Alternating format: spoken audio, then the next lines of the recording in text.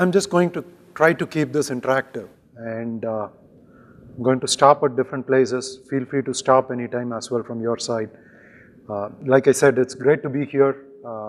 I had more reasons to say no with us launching few products at this time. This is one of the stressful periods of product launch. Many of you who are in the similar zone of project management, you kind of know how the last 10% of work always takes 90% time. And I am in that magic quadrant right now. We have 3 products getting launched, or supposed to get launched in September. So we have quite a lot of action that is going on. So I was about to say no when Ajit and Nagini called, but then took a minute, thought about this is for PMI, and one of the areas that we are trying to beef up is our PMO office. We consider project management as one of the strategic enablers for us to meet our vision. So in that context, I thought this interaction will allow me to learn as much as what I intend to share, or more than what I intend to share. So feel free to stop me anytime. I have 3 different broad categories that I would talk about. I'll start with the organization that I work with, Thermo Fisher Scientific. Give a brief overview of it. Many of the things that I talk probably will kind of be relevant once I talk about the products that we make. Unfortunately, I could not run a video which I wanted to run, and as Rajalakshmi was talking about disruption, I thought some of those would be more relevant, but I'll try to make up with sharing some details as I talk through it.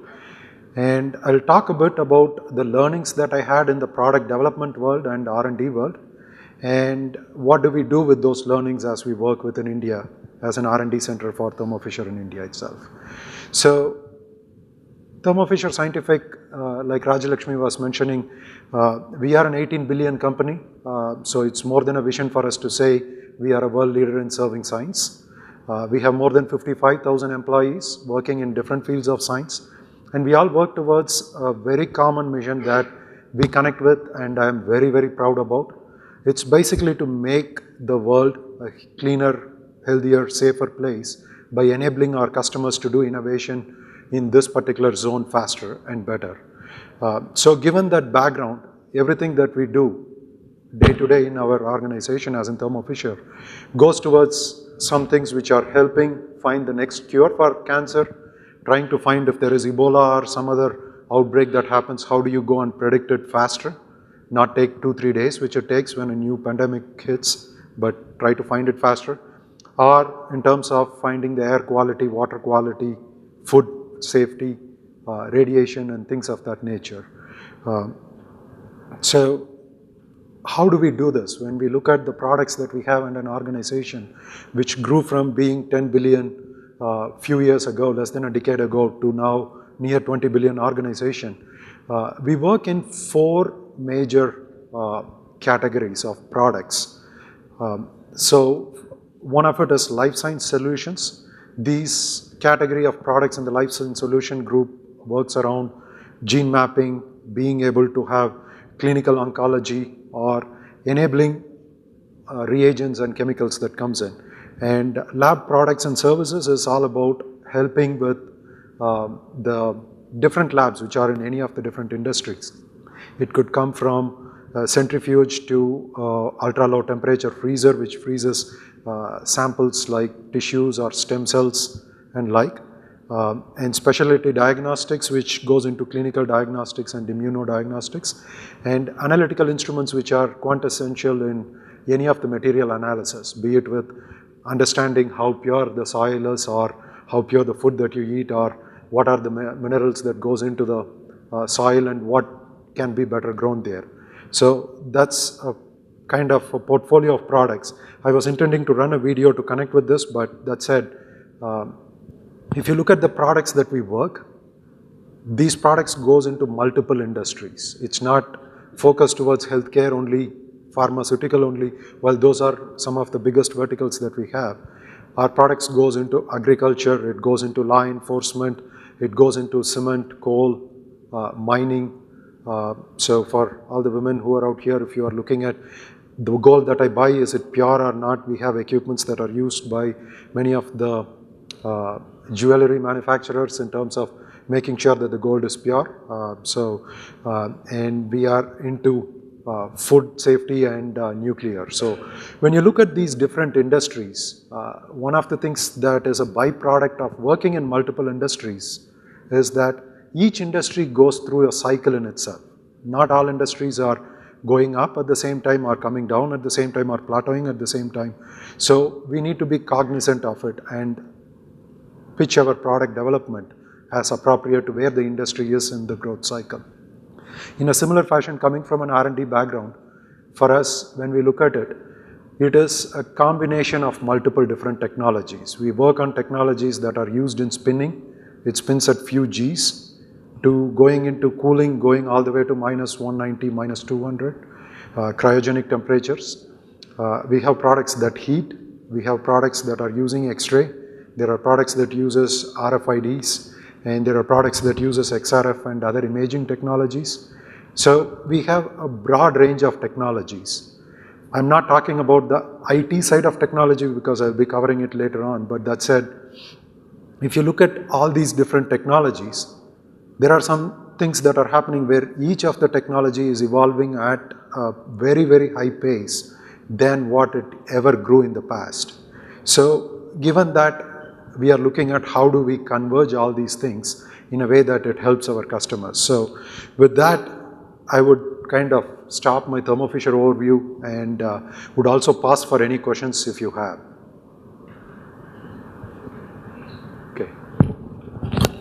Okay, sorry.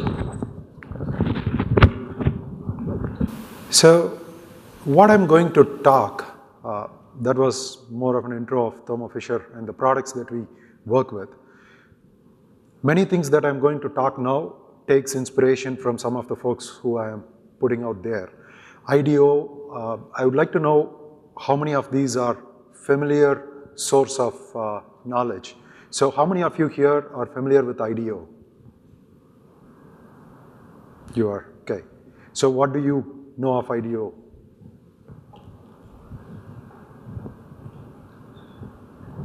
Good.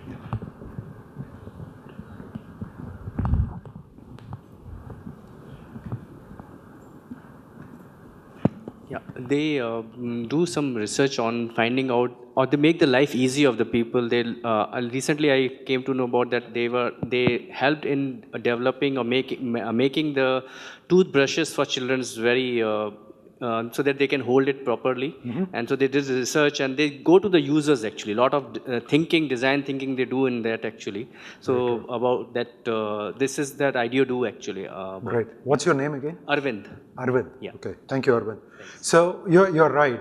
One thing that IDEO does, which is very unique in comparison to many other folks who are in the zone of product development or solution development, is that they go into the subject called ethnographic study, or understanding the customers at the part of how they interact with the different things in life. And then they come up with a solution. When you get a chance, probably you may look at their shopping cart design itself, which they did almost 2 decades ago. And you have a speaker tomorrow, Ajit, who is expert in this area of doing ethnographic study in country. He is one of those guys who started it way back when it was completely an unknown subject in the country. IDEO is an organization that has also started, or an integral part of D School in Stanford. They put a lot of material out there, and as in the web, and you can all collectively gain as you look at it. Seth Godin, is he familiar with any of you? No? Seth is one of those original thinker who comes up with things which are brilliantly radical, very, very simple, and all these guys are obviously all over the web, and they have their own blogs and like, so if you're interested following, they're out there. And Scott Adams, how many of you are familiar with Scott Adams? Come on guys, if you say you don't know Scott Adams, I don't think I'm audible or you are listening in. Dilbert. So how many of you are familiar with Dilbert? Okay, only few of you. I definitely think we can all learn a lot from Scott Adams. So he has a knack of almost being omnipresent in all the offices. And everything that you write in Dilbert, is something that I can at least relate to. It may sound quirky, but it's probably a novel way of communicating how we could be better in a simpler fashion. But Scott Adams is one of those guys you would see along. How many of you are familiar with First Build? Okay, First Build is a startup that came out of GE, and they introduced this concept of, or they expanded the concept of micro factory, which was more a theory, and they made it a reality in showing that big organizations, if they need to grow, how they can go about it. They created a blueprint. There are few organizations in country as well who are doing it. I think one of it is in Bangalore called GrowTech. I could be wrong about the name. But there are organizations which are kind of getting in the same stream in the country as well. And the last is a bit a contradictory person, Peter Diamandis, who looks at the world differently. Are you familiar with Peter? Peter Diamandis, or Singularity University? Okay, so Peter is, so the Singularity University and Peter Diamandis are folks who looks into future, and they talk about how the world can be a better place 30 years, 50 years down the line. And they have a positive outlook towards everything. And his philosophy recently, what he started talking is about abundance, but definitely a great source. And Shelley Palmer, who is a curator of technology. So anyone follows Shelley here?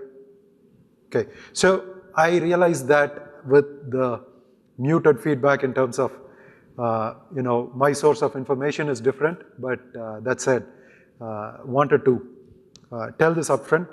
Many of the things that I am going to talk about are not thoughts that I came out with on my own. I am shamelessly copying what these guys talk about, what works in my organization and my day-to-day life. Yeah.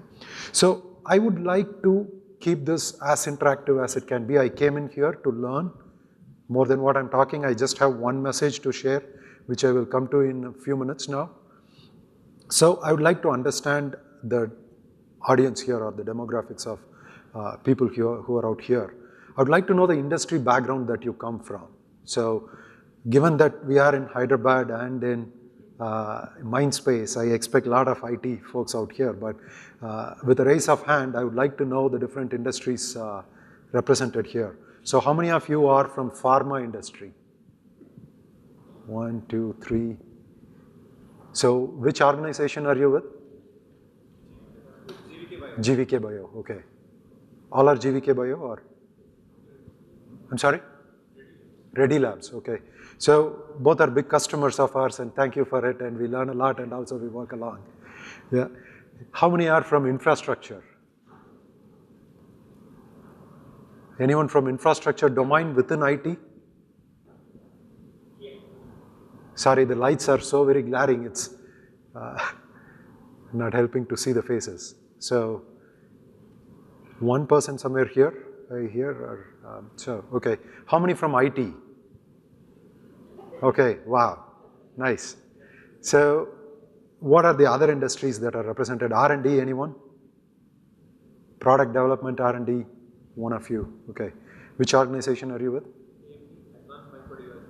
Advanced, oh, AMD, good, yeah. So again, AMD is one of our customers, and we are also a huge user of AMD in some of our products, so it goes both ways. What are the other industries that are being represented here? Yeah? Gaming, EA, or which one is it? ITT, okay, nice. Okay, IDD. Okay, great, awesome. So, okay, very good. From Deloitte, okay, great. So it's good to see diversity to an extent here, but there is a lot of concentration within IT. So when I asked the question of trying to understand the industry, I was also trying to understand when you are within IT, you are working in some core domain. Not all are going to be in a broad-based, working on the core fundamental languages of things or software, but you are using software in an application mode. So my question was also to understand how much are we looking at the industry that we work in as Are we IT centric, or am I doing IT within infrastructure domain? Am I doing IT within media and likes? Because this plays a huge role difference in terms of what it means to your customers. So I use services from several engineering service providers, and Cyient is one of them who is here. The big differentiator that we have seen always is when our service providers get into the core domain and they think they are part of the domain, it means a lot for us as customers who are using the service. And it is also a huge differentiator that comes in both at an individual level and at an organizational level. Again, this question for me was more to understand how many entrepreneurs in this crowd? I heard few who were aspiring entrepreneurs or getting into entrepreneurship recently. So a couple of them I have heard of, so which is good. So I know that this is PMI organization and people come from PMI, PMP background. So functionally in your workplace, how many of you play a role of project management? Okay, quite a lot of hands. And how many of you are business leaders? Where? One. Okay, so any other function that you play other than project management or business leadership? Yeah. Product support. Okay, great. Anything else? Okay, sorry. You are just in front of the light, so I don't see you. I'm sorry. Yeah. Innovation and technologies. Okay, great. It's great to see innovation, entrepreneur, product side of things being represented as well in this forum, not being very monolithic of project management. So this was more for me to understand so I can calibrate what I'm going to talk from here. I would want to be cognizant of the time. I have 30 more minutes or 15 more minutes. What do I have? What time is it supposed to close? So 6:45. So I have 30 more minutes. So if someone can help me with at a 15 minutes stop, that will help for me to get in if I'm not moving on to where I should go. So I come from a background which is completely on product development and R&D. And I thought I would use this slide to kind of tell what I am seeing as trends that is happening related to my industry, but more so focused on digital space of things. So as a product development background person who I come in, most of the things that we try to do in product development world, we try to ground with some theories always. So like I said, this is on the digital space. We try to look at theory on the other domains or science when we go in. So I'm picking few theories and I would like to understand from your application of this theory as it goes. So there are few theories, 3 or 4 that I have that I would like to talk here. How many of you have heard of Moore's law? What is your take on Moore's law? I think over a period of time, last decade or so, Moore's law is really, it's not proving to be, I mean, it's not really in line with the industry that is developed right now. So if you look at the kind. So Moore's law actually talks about a couple of things, right? So one is on the how manufacturing process is changing and how the architecture changes. So right now, Moore's law is not really falling in the, it's kind of completely different now. So last decade or so, it was good, but going forward, it's not going to be right. I mean, Moore's law is proving to be wrong. What do you mean by that? Like the changes, the disruptive technologies that exist today is really not falling within the Moore's law. Is it going more than that, less than that? I don't know. I think we should talk what is Moore's law for it the is benefit slowing of the down, audience. actually. It is slowing down. It's not refreshing at the same pace. Yes. It's slowed down. Okay, great. So we were talking about Moore's law and had a perspective that came in terms of Moore's law. But before we go in talking about it deeper, any further, right? Moore's law at a very simplistic terms. This was framed in 1960 or 65, much before I was born. And the law is very, very simple. Moore, the way he came out with, was to say that the transistors will double in capacity, reduce by half every year, was his prediction at that time. It has since then gone into a stage where it is not every year, it is now every other year, and it is expected to be once in every 3 years or so.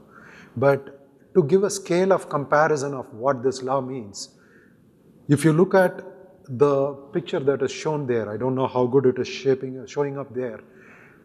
In 1950, an insanely small amount of memory was costing somewhere around $120,000.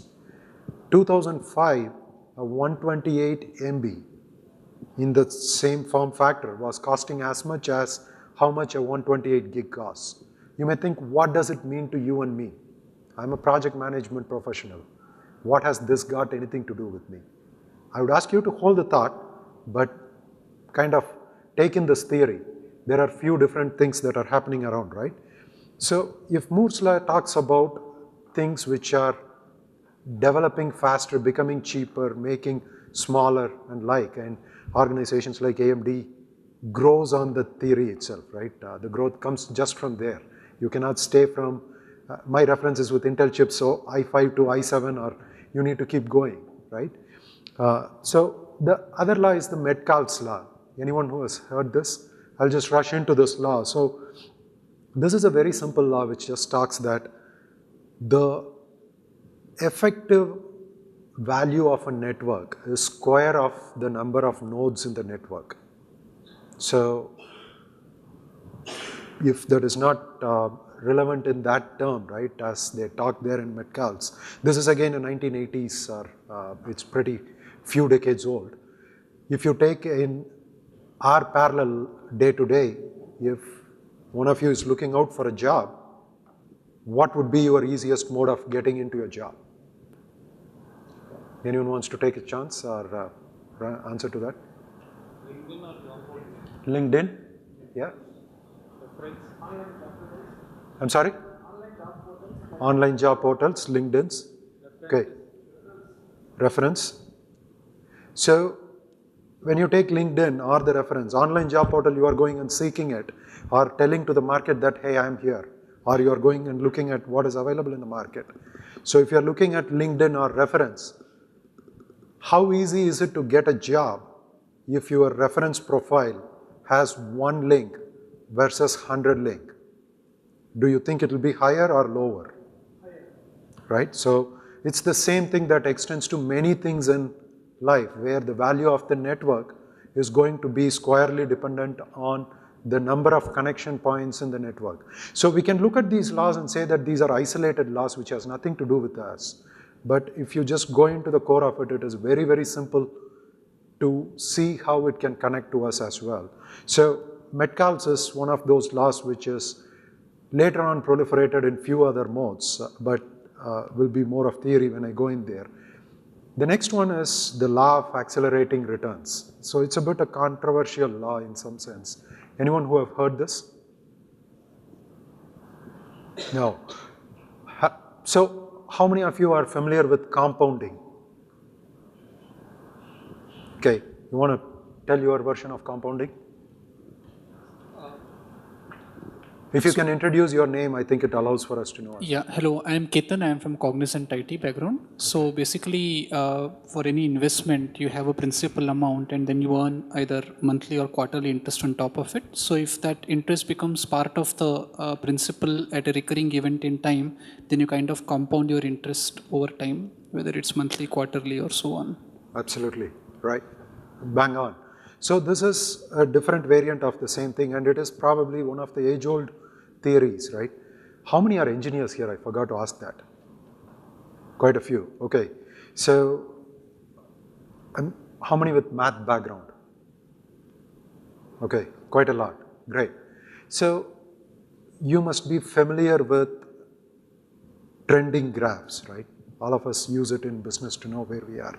So the compounding which was being discussed right now, do you think compounding goes linear or does it go geometric? I'm sorry? It's exponential, right? So this theory also goes back into that belief And it's a variant of Moore's law in some sense, but it is coming to a point where it is being very, very effective in many things digital, where things which used to take longer, not just on the chip level, but also in terms of how different technologies are converging, it is coming to a point where the hockey stick is starting to appear very, very prominently. And that is what is disrupting many things that is going around, which touches all of our lives. If it has not touched so far, it is going to touch very soon. So if you take, based on these three theories, the impact that it creates is something which we all experience in our day-to-day life. I'm just going to fast track it here.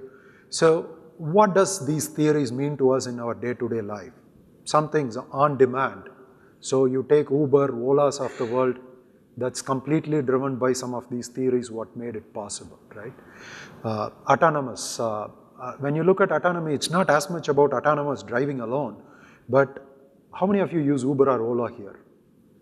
Okay, great, vast many, that's very good. So when you use it, do you see Uber change over a period of time if you had been using it for a year or so? What are some changes that you see? You'd want to take a shot at it? Yourself, yes. Hello, my name is Vishwanathan. What I'm noticing is actually they do a lot of, I think they are learning a lot of things from, basically data collection, right? So over a period of time, what I'm, for example, suppose I'm moving from one place to another. What I'm seeing is the amount of information which you get, the accuracy of that information has increased over a period of time. As in, typically, for a distance of say 5 kilometers, for example, earlier it used to take say a few minutes. So that accuracy has increased, and even the estimate, right, the cost estimates which it gives you. So I think that is all based on data, the data which they have been collecting and processing. Right. So that change I have seen actually. So of course the interface alone, interface has changed obviously. Right. Yeah. So it becomes much easier for the customer, to kind of use the service. So absolutely, right. So that is one of the representations of how, thank you, one of the representations of how autonomous and machine learning is converging, right? In terms of learning from what the user is doing, it's not just stopping there, right? In the background, it's collecting your locational information every minute. So they have enough information to know if there is going to be a demand in the evening. So if they look at it, if I get into my Uber in the morning, the first thing that it comes is, it knows I am at my home. It says, are you going to your Banjara Hills office or Gachibowli office? So after a period of time, now it is more of like Mondays and Wednesdays, I get Banjara come there as default. And Tuesdays and Thursdays, it is Scient that comes as default. So it learns so much from you. It's so very evolved, and this is something which is happening in the background, and it can be extended to our own industries in different ways. More than these three things, I think convergence is something which is happening at a phenomenal pace, which is extremely disruptive, and you have this focus of disruption as a part of what you are looking at. One of the questions, as I keep talking about it, one question that I would have for you towards the end is, what is disruption in project management world or PMI world in your view? If you know that, you can prepare yourself in being able to handle the changes that are going to come. So for my industry, convergence is everything. Now is the time synthetic biology is becoming real, where you have things that are happening in the sides of, whatever is happening on the science side of the world is converging with the engineering, which is converging with the digital technologies, and all the information is now possible to be processed at a pace which was never possible even 10 months prior. So when Watson opened up and allowed for different parts of analytics, it was not very long ago, it was just a few years ago. But when you see the amount of change that happened when Amazon opened up their Echo, the adoption rate that came in was quite different. And this is going to play a very, very vital role as we move along. In the interest of time, I'm just not going to spend much time on some parts of what I wanted to spend, but continuing back, coming into you, many of you are in the project management space, some in the business leadership as well. Why do you think business exists? Why does any business exist? Customer. To take care of needs, okay? There is a demand, so there is a business. Okay, what else? Bottom line, profit. Okay, what else? To provide services. Social enterprises definitely agreed, yes. So, there are many reasons why a business exists. But the bottom line, if you ask an investor, why do you have a business exist? I'm talking for a profit-making company, right? If you are looking at a social enterprise, it's to provide service, create social economic equity and likes. So at the core of many profit-making organizations, business exists to maximize profit. And I'd like to know the scale of your organization. How many of you work in organizations bigger than 1 billion in revenue? Quite a lot, half the population. How many work in organizations greater than, say, 50 million US dollars? Okay, great. So how many of you work in organizations less than, say, 500,000 revenue? 1, 2, great. So if you look at it, vast majority of this group is coming from organizations which are operating at scale already.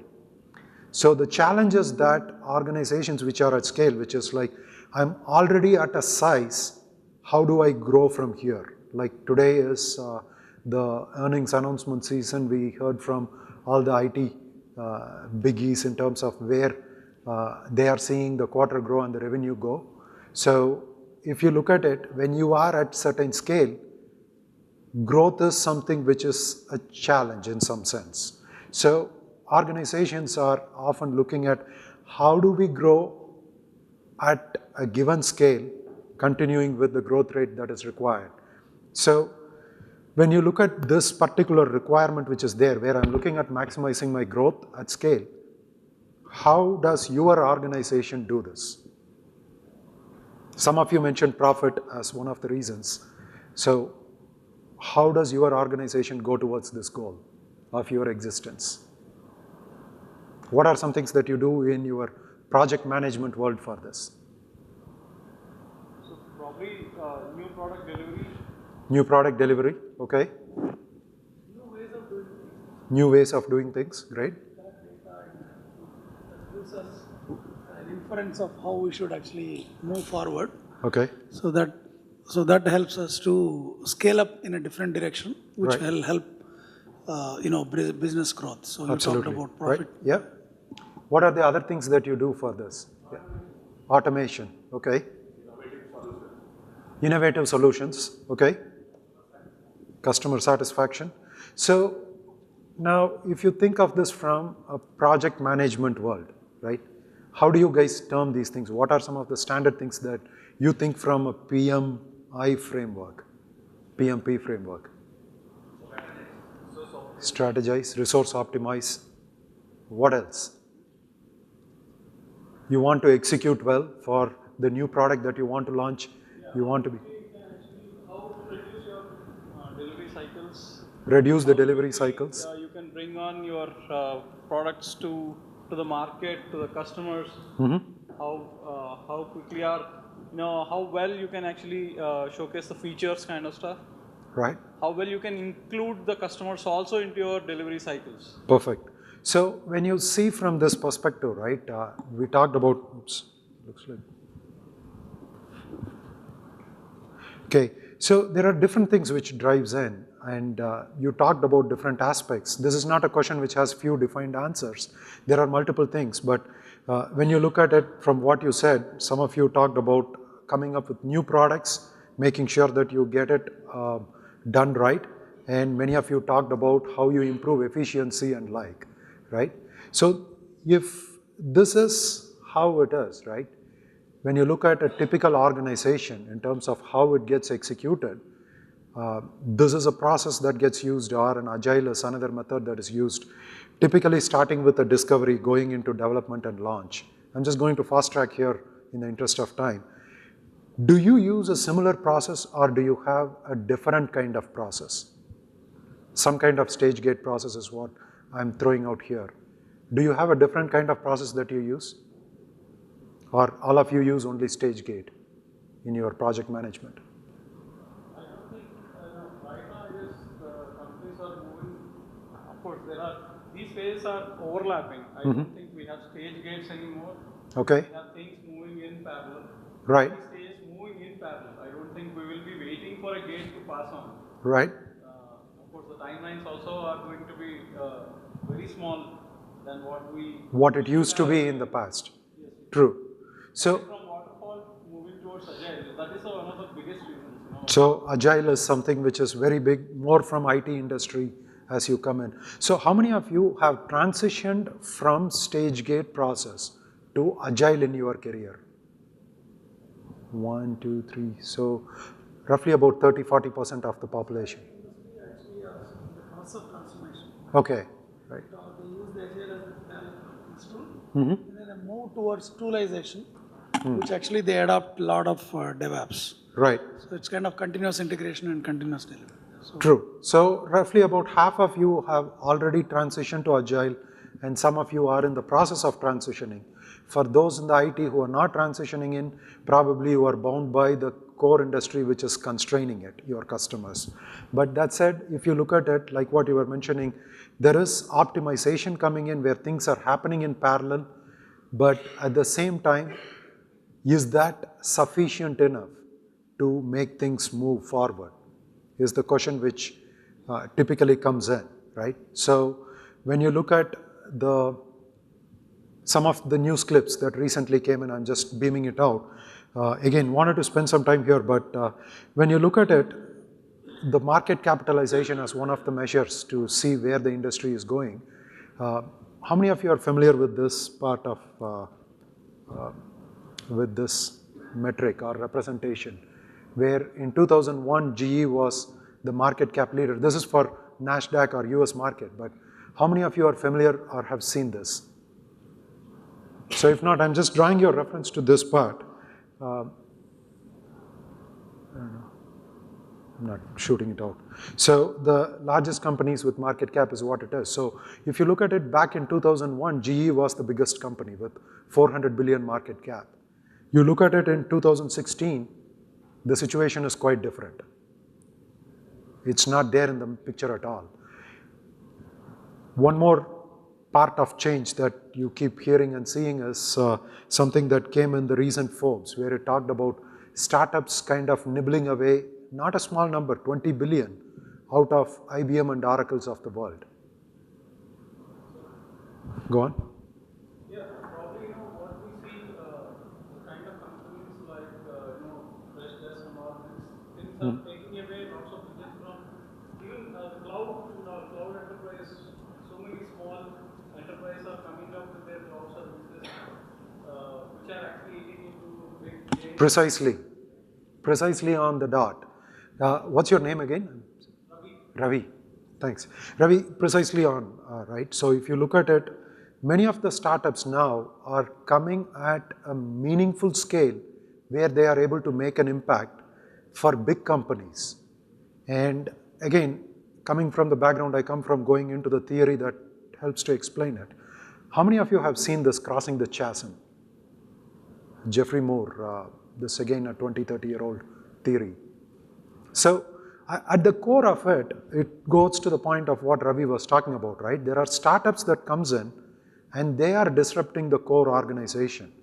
And they are able to do it because technology is today available at scale, what was not available before.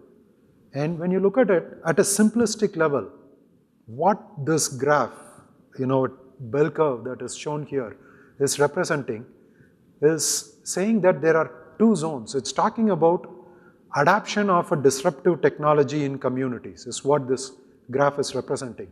All it tells us there are early adopters. There are early adapters. When you take any disruptive technology that comes in, these are people who will be the first ones to go after trying that Uber thing when it came in, or getting the, Amazon Echo or whatever it is. Anyone uses Amazon Echo here? 1, 2, 3. So few of you are there. Google Home's equivalent. So if you look at it, you guys are some of the early adapters into technology. And that's always a smaller population, right? I don't know if I'm audible. I see that yeah.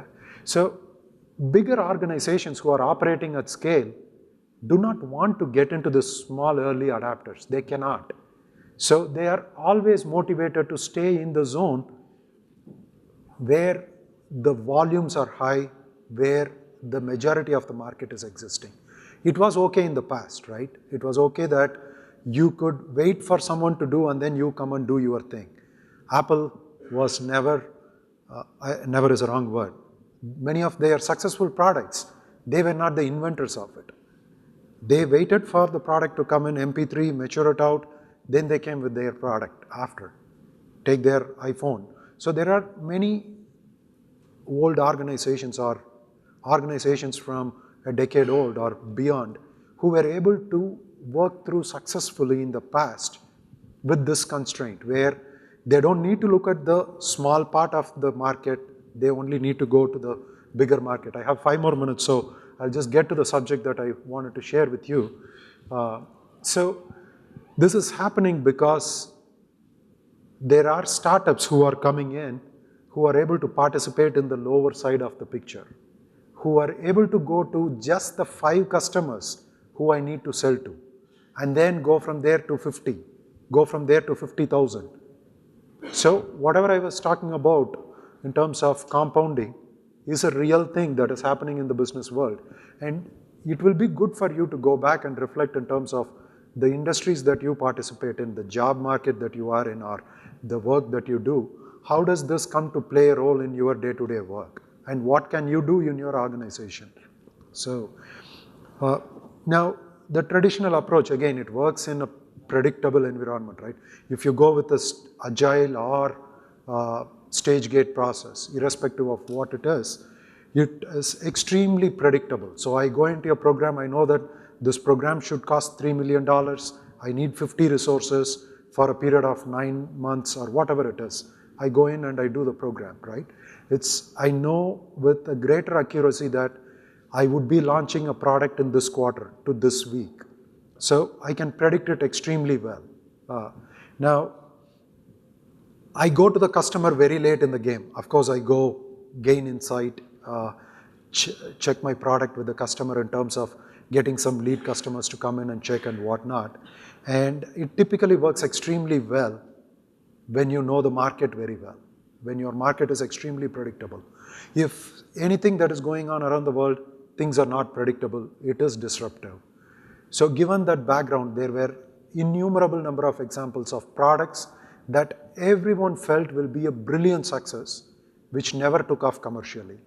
And the theory that many refer to in this shortfall, which I draw into as well, is to say, we go to the customer very, very late. We validate what we are assuming extremely late in the game. So going back to this chasm itself, right?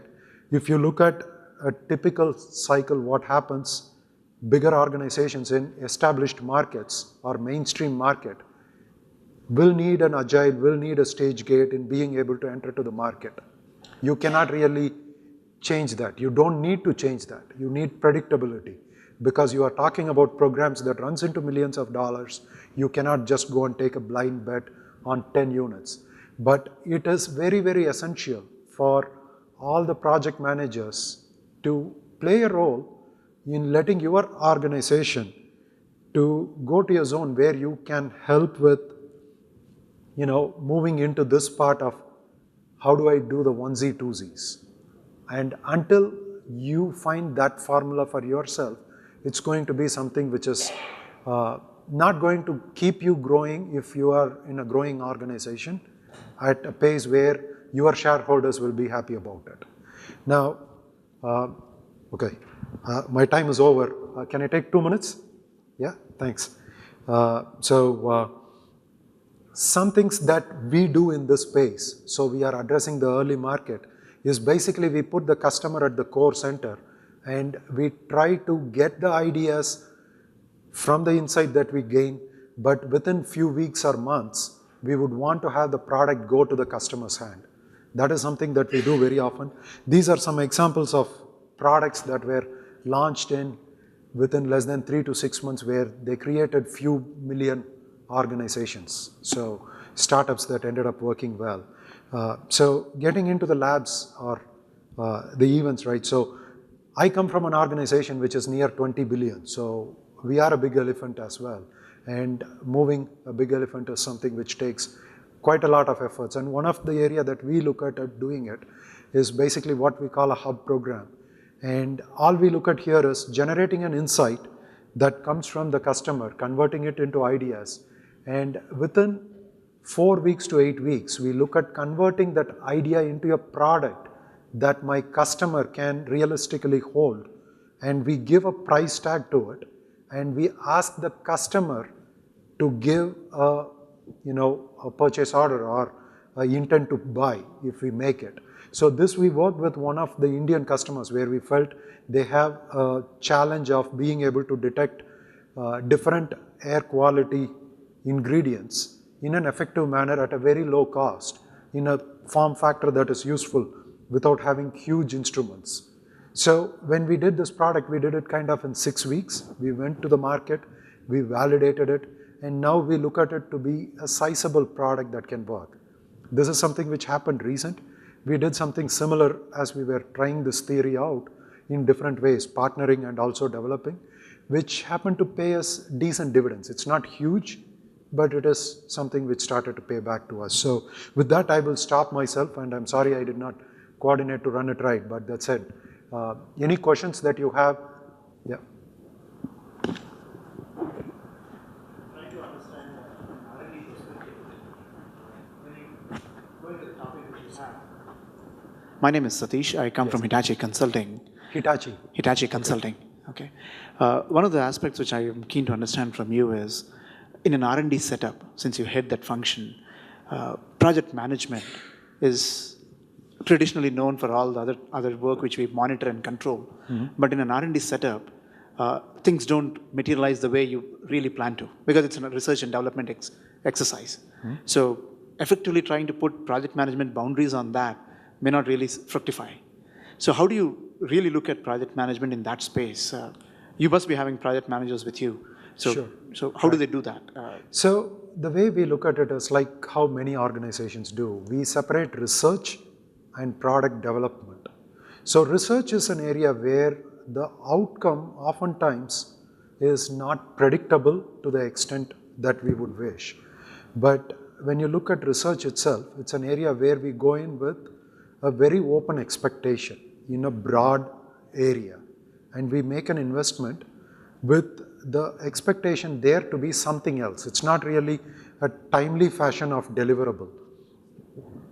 Whereas when it comes to the product development, where we are applying the research that is used in developing something, there we are dealing with less unknowns. We still have unknowns, but we are dealing with less unknowns.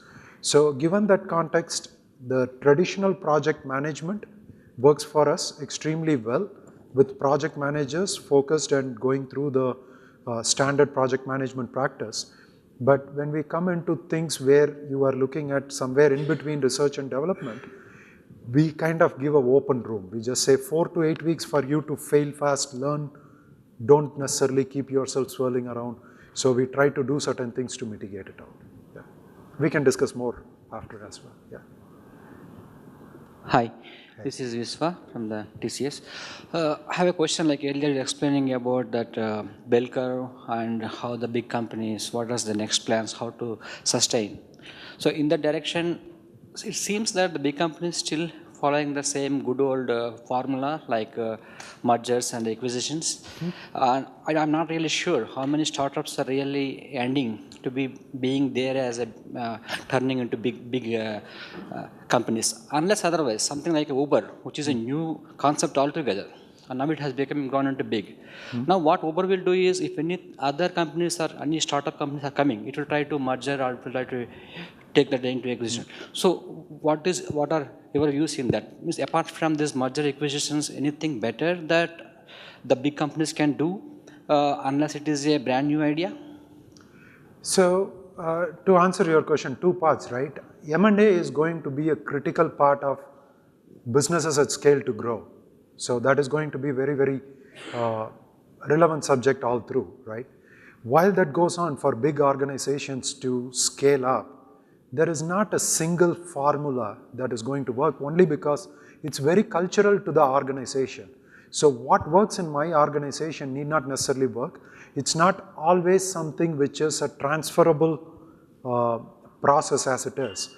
But one of the ways that I subscribe into, and the part of organization that I belong to subscribe into, is this belief of saying we would work with the mainstream market products, but we would also do some things for the early market where we can go with making very few products that can go to a small customer base. And we go from there in a fashion which is proliferative.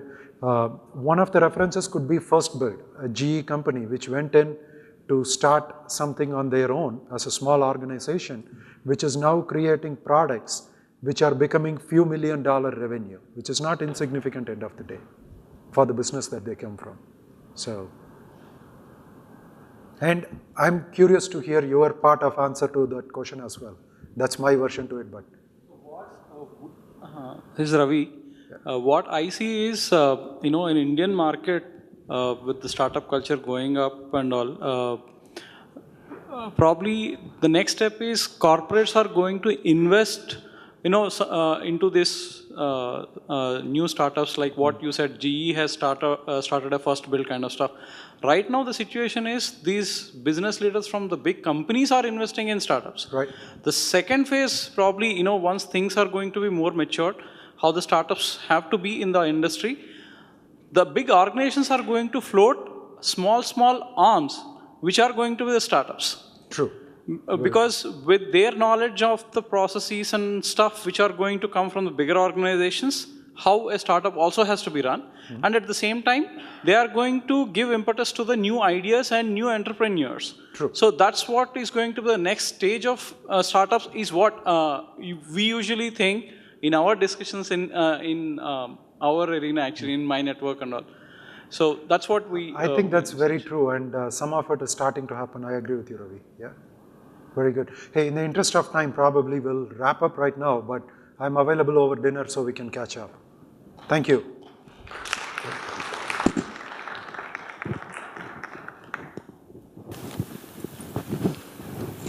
Hello. That was a very interesting session, right? And thanks for making it so interactive also. I would request Mr. Bhaskar to come and hand over a memento to Mr. Mahesh Natarajan. Mr. Bhaskar.